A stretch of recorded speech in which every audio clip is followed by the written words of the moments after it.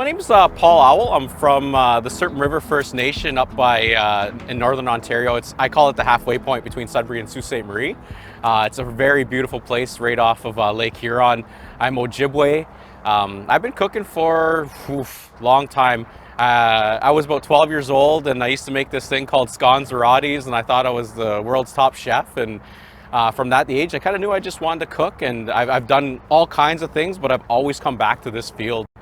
The first thing that kind of inspired me to become a chef is when I was growing up, my mom always made everything from scratch. Our breads, she was a cake decorator. I actually got this nice tattoo of a skull cupcake. That's from my mom.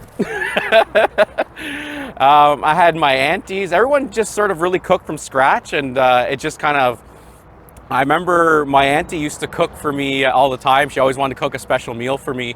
So one time I wanted to cook one for her, and I was about 12, 13. I asked my mom, I says, you know what? I want to cook my auntie a flambe and I need brandy. so off we went to the liquor store. It was different times back then. My mom bought me a Mickey of brandy, and first she worked with me to do that flambe, and it was pretty fun.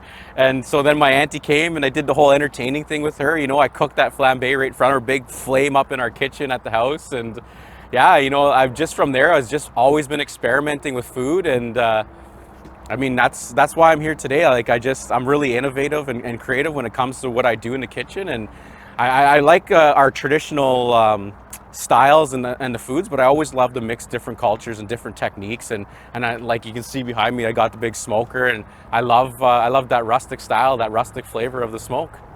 I remember one time I got in trouble at school, got suspended, expelled. I was probably about 12. No, actually I was younger. I was about 9. And my dad, he's like, we're going in the bush, and he's packing the gun, he's packing the bag. And I'm like, oh my God, this is it. I'm done. He's taking me out. and so we went way back in the bush there, went for a nice hike, and he wasn't mad at me at all. He just wanted to make some tea over a fire with me. And, you know, so, you know, he showed me a few things about how to find our way back home. And right on our property, it was pretty big from my grandpa's.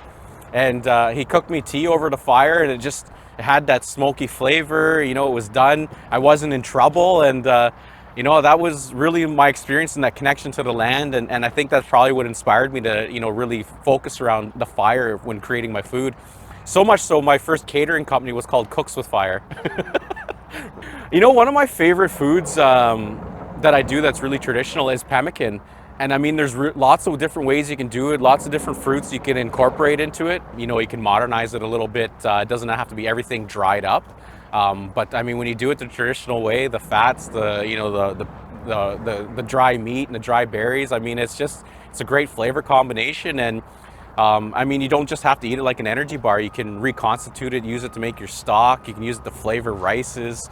It's so versatile and amazing, and it's one of my favorite things to do right now with food. Alrighty, miigwech, if you liked what we did there with our Indigenous barbecue box, come see me June 21st to the 27th, the Summer Solstice Indigenous Festival right here in Ottawa at our new location, the Mataoki Farm. I look forward to seeing you there. I'll be slinging pizzas off of our new barbecue, not this one here. It'll be our new wood-fired oven, so I'm very excited to have that entertainment, that food, and enjoy that time with you. Miigwech and Guaman.